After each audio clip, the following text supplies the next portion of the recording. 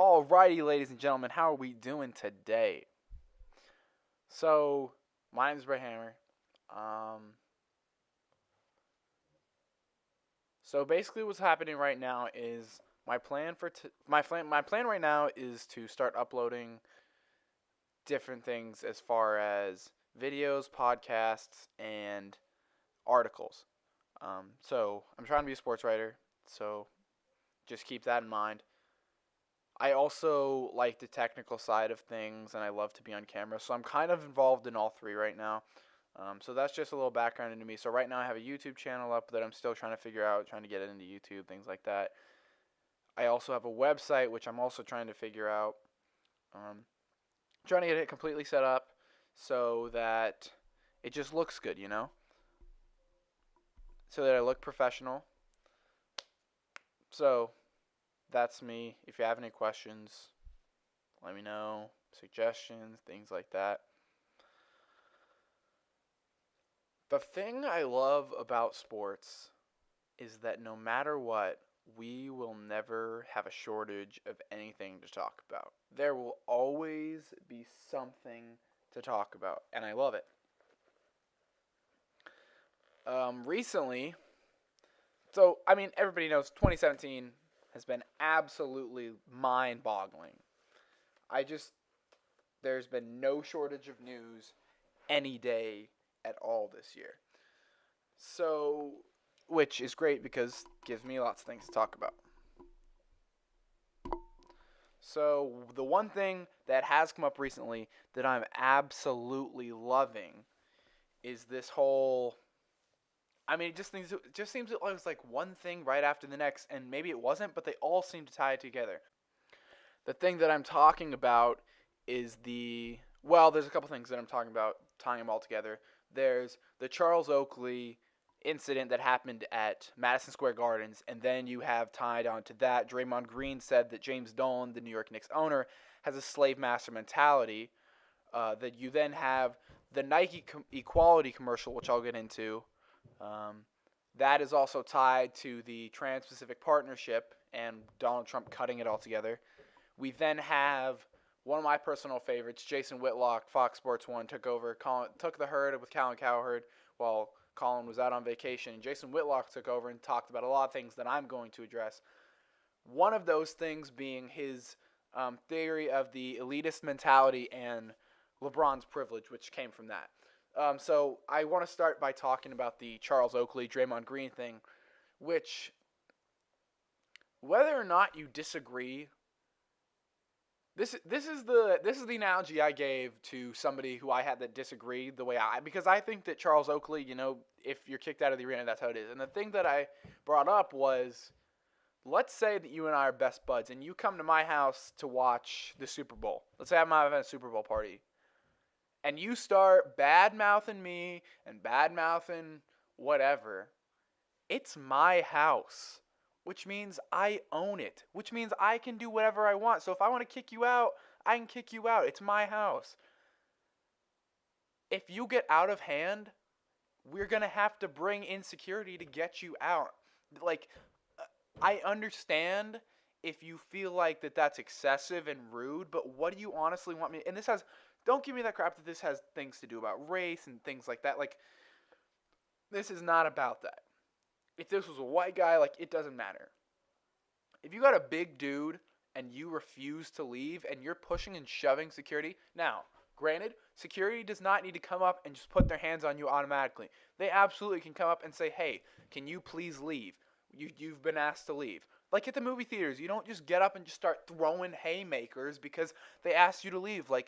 If the owner asks you to leave, then they're asking you to leave. And if you have a problem with that, then this is America, so that's tough.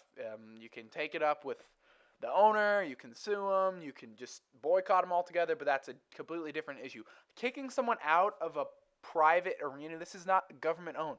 I can kick you out of my house if I want to. James Dolan might be the suckiest NBA owner ever, but if he wants to kick you out, then he can do that because that's his domain. That is his house. Would you like it if someone came into your house and told you all the things you can do with it? No, you wouldn't. Nobody wants that. Nobody wants to go live in places like North Korea where you have no freedom and no power even within your own home. So, Charles Oakley, you just need to calm down. Like, it's as simple as that. Calm down. It's just a game. A game of which the New York Knicks are terrible. So, why are you so worried? Like,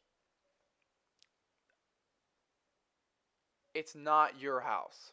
If you're asked to leave, you're asked to leave.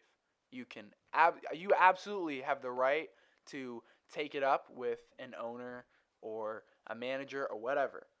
But to just just to start throwing punches and pushing security, that does not make anyone look good. It actually causes a scene and makes everyone look bad, and it doesn't help plead your cause at all. As soon as you start getting violent and protest in that such a manner, your argument gets completely thrown to the wayside. Nobody is going to accept, just like all of these, I don't care what political views you have, but you cannot get violent. Martin Luther King would not have wanted this. Martin Luther King did sketchy stuff, but cheated on his wife, things like that. But Martin Luther King was a great man in terms of when it comes to protesting the right way. Whether or not you like Martin Luther King, whether or not you agree with me, like, facts, nobody is going to accept an argument when you start to get violent. You can't go and speak in front of millions of women and say, I often think about blowing up a White House. That's terroristic. No one wants to listen to your argument when you get that way. And so, to immediately just start throwing punches when you're asked to leave a place is just not the way to go at all.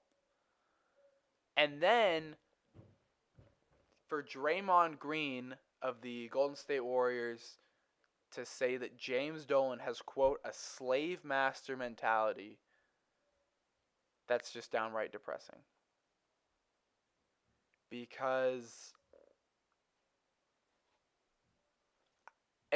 but I love what Charles Barkley came back and said. You can't make millions of dollars and even use slave in the same sentence. I understand the point that he's trying to go for, but that is a huge reach. You cannot start comparing slavery to people that make millions of dollars to play a game. That's just not even close to fair. To make that comparison is actually kind of sickening. You weren't a slave. I'm not a slave owner. That was all done away with a long time ago. So to bring that up, that is clickbait at its finest. You are trying to draw attention to your argument by making some grand assertion like that. And just like with the violent protests, as soon as you say something like that, nobody wants to listen to your argument. Even if it is a very valid one, which I'm not saying it is or it isn't, but you can't just start saying things like that. Slave master? Like, what if a white guy just started comparing, like, what if somebody just started comparing, I don't even know, like, Trump to the Holocaust or anything like those were bad things. We don't have it that bad as a whole. Now, the people off having to deal with ISIS, I mean, hearts go out to them, refugees, things like that, that is completely different. But as Americans, for the most part, we don't have a problem. You look, even the poorest of the poor in this country live so much better than just the general poor in all other countries. We treat our poor pretty well. Now, I'm not wishing that on anyone, and I wish there was a way that no one had to be poor, but unfortunately, that's not really how it works. There's going to be opposition all the time. So, this whole Charles Oakley, Draymond Green thing, for those of you who don't know, sparked Jason Whitlock on Fox Sports 1 to just go off with 100% accuracy, and I back everything that he said 100%. If you haven't heard it, you can go on iTunes, look up Fox Sports 1, The Herd with Colin Cowherd, and find Jason Whitlock. He was on last week, and I believe he was on Yes, he was on a couple days last week, and it was really, really, really good. It was so inspiring, and whether or not you agree with him, he made some really good points that are kind of good if you look at them from both sides, which I think is something that we often don't do here a lot anymore in America. We just kind of say my opinion's right, and I'm gonna go get violent until someone agrees with me, or just make you like. That's why, like, me as a person, like, I don't like to argue very much because I know that we live in such a my way kind of world that arguing really doesn't get anybody anywhere.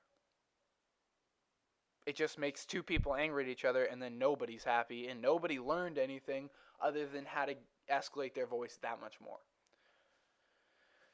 One of the things Jason Whitlock talked about for 3 days, I'll give it to you, is if you listen to the whole thing, it's probably a little excessive, but I love Jason Whitlock. Um, he's really experienced and well versed in things like this. Grew up, dad never graduated high school, worked in a factory. Mom didn't do a lot but Jason Whitlock came from nothing to something. So one of the things that he did bring up was this Nike commercial that came out a couple days ago. I wouldn't encourage you to look it up because the saddest part about it is that for the most part it's kind of a lie. I think we have, and sorry if you were thinking this was going to be a complete sports podcast. I promise to do more of those, but this is something that I saw the other day and I was just like, this in sports is what riles me up and like gets me so excited and stuff, if you can't tell. But this Nike commercial talking about equality is so sad because it's such a lie. And it's kind of sickening when you look at it for more than it really is. Because you need to look at things in more than one way, from more than one political view, and then make an argument, as opposed to seeing what you think politically and then just straight up making that argument. Like, you need to take different points and say, this is why they think this, and this is why they think this. Okay, so the reason that I think that the Nike, it's not that I think, the reason that the Nike commercial seems kind of fake, and this is another thing that Jason Whitlock touched on. Where is the equality? In this commercial, it says the ball should bounce equally for everyone. And I agree to a certain extent, but it seems like we've taken equality from when we had Susan B. Anthony and people fighting for women's rights and minority rights to be able to vote, and now we just have social justice, and that is a very, very dangerous road because that's a place where you don't have strict rules. Social justice and social equality is not somewhere where you have this is black, this is white. You have so much gray area, and gray area causes a lot of problems. And it makes people say things that they wish they wouldn't have said, and it makes people believe things that may not be necessarily true, but it appeals to you politically when you don't really think about it. Where is the equality in LeBron James getting to be 6'3" in high school, or 6'7", 6'8" now, however tall he is, 240, and I honestly believe that LeBron James has the athletic ability and size to be able to play any position on a football field. And the reason I say that is, you look at the things that no person that is that big should be able to do things like that. I don't think we've ever seen an athlete like that. Maybe Bo Jackson, but we'll never know because he never played basketball. But I honestly believe that LeBron James could easily play any sport he wanted to. So to take sports and say this is where we need equality is not your strongest argument. And I understand what they were trying to do, but it doesn't really work out that way. Because the ball should bounce for everyone, that's a direct quote from the commercial, doesn't exactly work. That's not equality. I didn't get to be born 6'7", 250 and get to run a 4.4 40. And I'm not butthurt about that. I'm completely okay being 5'11", white, and can't jump to touch the net to save my life. I understand how it is. That's fair. I'm okay with that. Because there's other places where I feel like in life that I can increase and I can do better for me. And I think that's one thing that God gave us all is there's some spot, whether or not you want to see it or not, there's some spot I truly believe that God said, you know what? You're going to be great at this. You're not going to be the best ever with the day you're born, but you're going to be good enough that you can recognize that talent and you can maximize it. So this Nike commercial, equality, and I'm not saying that there shouldn't be equality, because equality was a great thing back in the day when we were fighting for everyone to be able to vote and everyone to have the same worth as a human being. Like, I was completely okay with that. But now it's turned into this thing, like I said, social justice. LeBron James, do you really, like, how much do you really care? How much does Tiger Woods really care about social justice? Or does he know, well, I haven't been golfing for how many years? I used to be the greatest of all time. People used to love me. I used to be able to get away with cheating on my wife and things like that. I'm not raking in as much money as I used to be because I'm not still killing it. Why don't I just take some money from Nike? And I think that the other thing is about this equality thing, we've made out people that are majority to be the bad guy, which that's not equality. If it's equality, everybody needs to be on an equal playing field. I mean, you look at football. How many receivers, how many running backs how many cornerbacks do you see that are white, and how many you see that are black? Like, let's be honest here.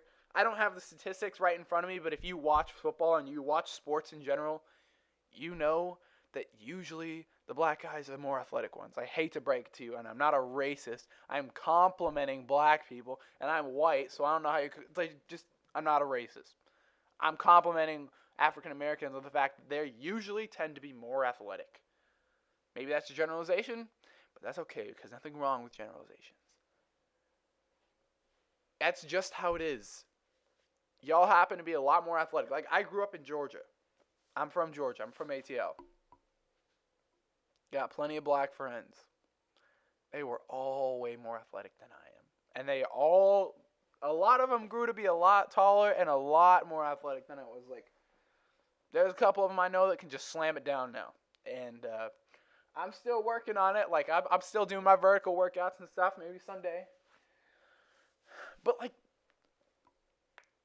I don't think that equality in sports is where you want to make your argument. It's kind of sickening, because you're trying to cry for appeal when you don't actually care. That's not the issue that you're trying to fight for. You want to know why Nike's upset? Nike's upset, and I love Nike. I mean, I'm wearing a Nike hoodie right now. I wore Nikes to school today. Like, I love Nike. I love that brand. Nothing against them. But, and that's another thing. I can still talk bad about someone and still love them to death. I don't love how Barack Obama was president, but I still love him as a human being. Like, we're all brothers. We're all sisters. I'm just not a fan of Nike. The reason Nike did this was because they're upset with Trump. You know why they're upset with Trump? Because he's making them have to make their stuff in the U.S. And what I mean by that is by cutting the TPP, which is the Trans-Pacific Partnership, which is a free trade agreement with the Pacific Rim countries. Now, more countries, Trump's hoping that will force more companies to have to make their stuff in the U.S. and give more Americans jobs, which I think is interesting, because the left-wing media is always complaining that there aren't enough jobs and that Obama was creating so many jobs. If you have such a problem with the fact that there isn't as many jobs anymore as there used to be, then why are you so upset at Trump trying to create jobs? Like, that's all I got to say for that. But Nike is calling out President Trump because he did something that they didn't like. So then they made it about equality and homophobia and things like that, which is absolutely unfair. Like, whether or not you like him, he's president until he commits a crime. And so for Nike to go out and say, we're going to sympathize with you because we know that you'll care about equality, but we're just doing this to get you riled up at Trump because we are mad at him because he's making us have to give more Americans jobs and pay more to make our stuff here, as opposed to making it cheap or working off of cheap labor in other countries. It's sickening. You think Nike cares about equality? You think Tinker Hatfield cares about equality? I'm sure he does, but I'm sure he also likes his money. I'm sure the CEO of Nike likes to make his money.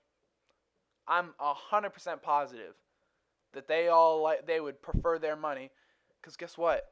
All those CEOs up at Nike all talking about equality, they're all white. And people have so many problems with that. I don't. People have so many problems that all these owners in the NFL and the NBA are only white. And all the coaches are all white. And you know what? If you want to be there, then be there. But forcing, like, why is race a... Race was a thing back when we didn't give people the right to vote based on their race. Now everyone has the right to vote. Like, I don't know why we talk about color. Sorry, this is not sports related.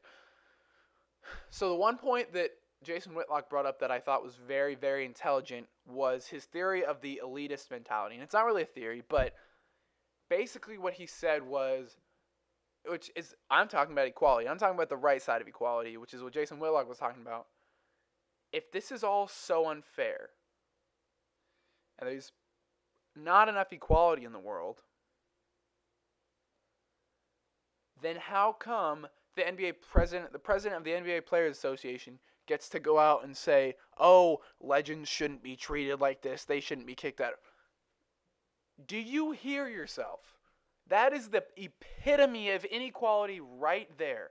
And you're making it as your argument for the elitist mentality, just like LeBron James has. Hashtag free Oak.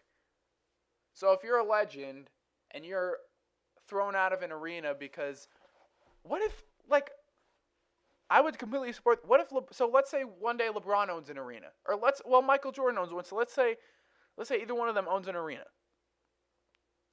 and the president of the KKK walks in, and he's sitting down in the arena, and he just starts chanting all kinds of black slurs. Doesn't commit any crimes, but he just starts chanting out all these black slurs.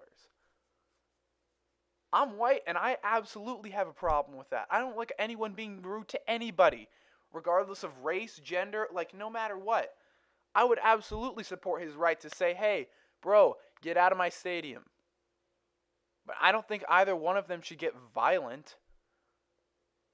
Now, if this white guy, like, if he starts getting crazy, then absolutely take those security, pick him up, and throw him right out onto the street. But the reason that LeBron's arguing this, and that the NBA Players Association president is arguing this, is because they want to make it about race when it's not. I'm sure Charles Oakley is a great guy. I've heard nice things about Charles Oakley. I don't know. But just because, like, this is a high school stereotype for crying out loud. The jock is the elite, and we watch movies, and we're like, this is stupid. Why do we do this? And then we sit up here and say, hey, legends shouldn't get treated like that. LeBron shouldn't be treated like that. He shouldn't be treated like a regular person. You've got to be kidding me. Equality started out as such a good thing, and it's turned into such a bad thing. And it's made people like LeBron James a diva. LeBron James has become more of a diva today than at any point in his career. Oh, I'm mad at my owner. Well, guess what, LeBron James? You know what? That's fine, because you're not the owner. You're a player. I think sometimes LeBron James, at least recently, is forgetting that he's not a player, or he's not a coach, or in management. You're the player. Your job is to go out there and score points and win us a ring. That's your job. As management, our job is to help you out and get you players. So you don't have any position to negotiate. We pay your salary, bud. Like, we talk about all these diva wide receivers, and none of them stack up to LeBron James. LeBron James is such a diva. At this point, like I said, this point and any more than any time in his career. Really? You're the defending champion. You need Carmelo Anthony on your team, and you're going to get upset and act like a little girl unless you get him? Like, how much more help do you need? You just got Kyle Korver, who really on the Atlanta Hawks was the only consistent threat against you guys because he rains threes no matter where. I just don't understand why this whole equality thing has gotten completely out of hand. And then we have the whole sports and politics issue, which, you know, if somebody asks you a question, then you can't really not answer it and say, hey, well, you can, but you can't blame someone for, if they're asked about politics, you can't blame them for answering it. Like, if anybody's going to get asked it, then anybody should answer it. I mean, that's all I'll really say. I feel like that's pretty straightforward. Like, I don't think you can really blame anyone for that. But this whole thing with Nike's equality, which they're not even for, and then LeBron James asking for equality. Where's the equality in the ball bouncing for everyone? Why does Kyrie Irving get to be blessed with such athletic ability and handles? I wasn't blessed with that. Should I go protest and riot and get upset and say I want equality? Unfortunately, there really isn't anything that I can do about that. Like, until I go out and do something, and even if I worked every day for the rest of my life, I still might never be as good as Kyrie Irving. Should I, like, and people want to get upset about that, and like, you should be upset that you're not equal. Like, that doesn't make any sense. So arguing that the ball should bounce the same for everyone, how does that? And then to put Tiger Woods in this commercial, when has Tiger Woods ever stood up for social justice? Like, when did he ever care? The only thing he ever cared about was cheating on his wife and things like that. Like, oh my goodness. Is this the world that we're coming to? Where we don't even use logic anymore? I mean, I guess that'll work out for certain kids. That means kids won't have to take geometry anymore. Because that whole class is logic. Like, people. Logic saves lives. I'm upset every day that I wasn't blessed to be 6'3" and the ability to jump. Because all I've ever wanted to do, since seeing Vince Carter dunk when I was 4 years old in the dunk contest, like, all I ever wanted to do was dunk. That's all I ever wanted to do. I still, to this day, have never dunked because I'm 5'10" and a half and white. And that's perfectly fine with me. I got other things to do. I got other things that I can be working on. I'm working on this right now. So I don't understand why you're all upset and why you think we need equality in sports. Say that women should get equal pay. You know what? If they're doing the same amount of work, I absolutely agree. The WNBA does not bring in nearly as much money as the NBA. So there's that argument is completely off the table. No women's league makes as much as men's. And I'm not saying that men are just dominant to women, but numbers tell you that professional sports leagues make more than women. Like, the numbers will just tell you that. And to make it even sadder, like I said before, Nike doesn't care about equality. They care about sympathizing you. Advertising people are some of I'm sure they're great people, but when it comes to their job, that's like nearly scumbag mentality, if I gotta be honest with you. Like, they're there to steal your money. And they know that if they can sympathize with, if they can get you to sympathize with them, you're going to buy their product. Because you're going to say, I hate Donald Trump because Nike hates Donald Trump. I don't want to side with Donald Trump, so I'm going to side with Nike because I know that they're against him. You know what? I'm going to be more inclined to buy Nike stuff. Trump's trying to get y'all jobs. Whether or not you like his bans and things like that, or his view on race and other things, like, that's fine.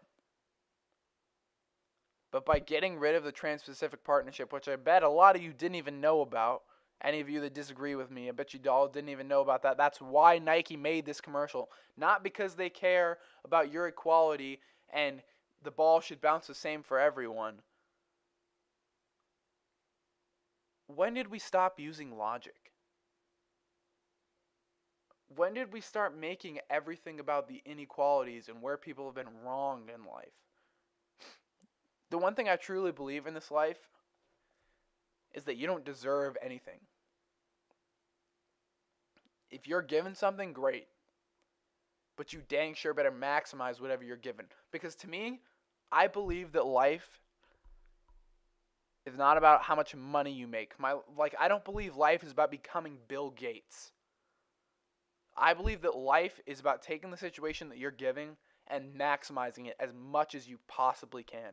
And taking it to the highest height you possibly can.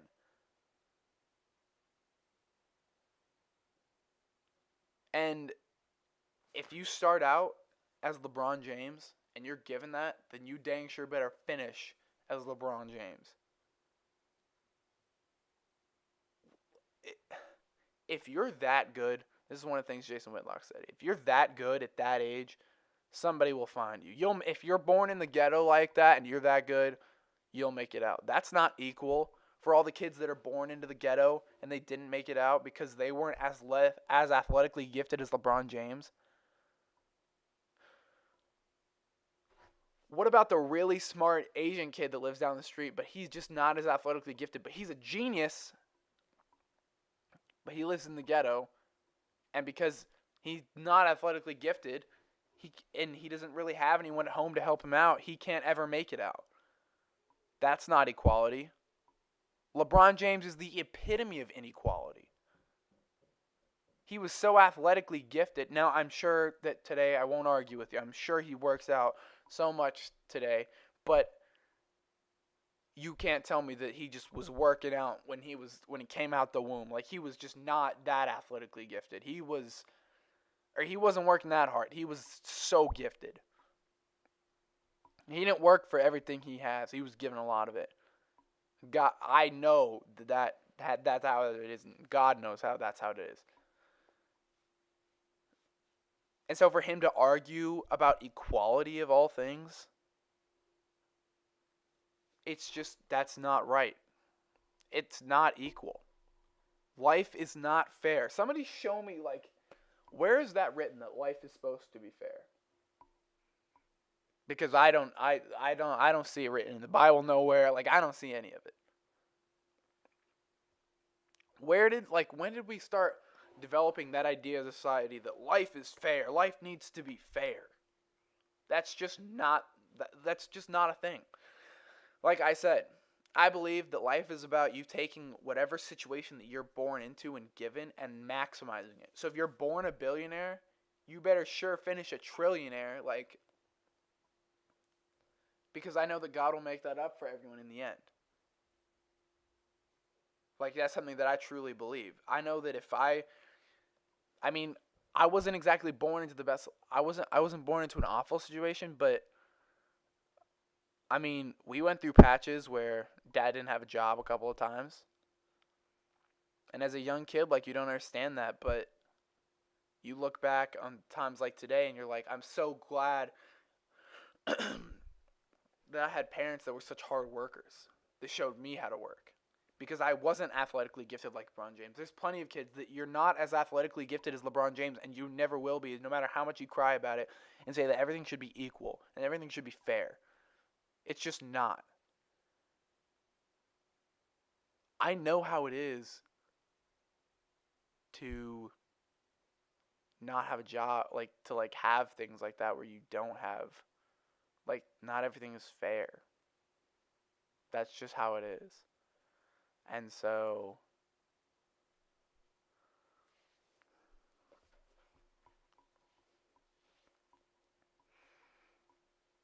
So I understand not being given the best situation in the world because dad doesn't have a job and you have to go and move across the country and live with your grandparents, and you move 5 times before you're even a high school senior. So, I mean, like, life just isn't fair, and that's okay. So for LeBron to be able to have this elitist mentality and this privilege, like, that's just not cool. Like, just because you're a legend doesn't mean that you need to be, like, that's the epitome of inequality. If you walk into an arena, get kicked out, and say legends shouldn't get treated like that, then you need to say that nobody should get treated like that. Nobody, but I don't think that's what you're arguing. You're arguing that you don't think someone of such a high class and high standard should be kicked out. That's how we get things like racism, all right? Like, saying someone shouldn't be kicked out because they're a legend, that's how you get inequality. That's how you get things like Draymond Green saying James Dolan has a slave master mentality, which is absolutely absurd because if you get paid $3 million a year, I don't know how you can compare that to slavery. Like, they were all working their butts off. They weren't getting paid millions of dollars to play a game. That's just not how it is. So this whole flawed ideal of equality is really based on the people that are calling for equality are all the people that are so unequal. Draymond Green, you get paid millions of dollars to play a basketball game. When there's plenty of people out on the streets that get paid nothing because they don't work. So to say that you're almost being compared to a slave is just, your argument is so completely flawed and basically sucks. So to sit in this Nike commercial and say that we need equality, you're really kind of hypocritical and not really the best person to talk about that. So that's how I feel about it. That's how it is. So peace out.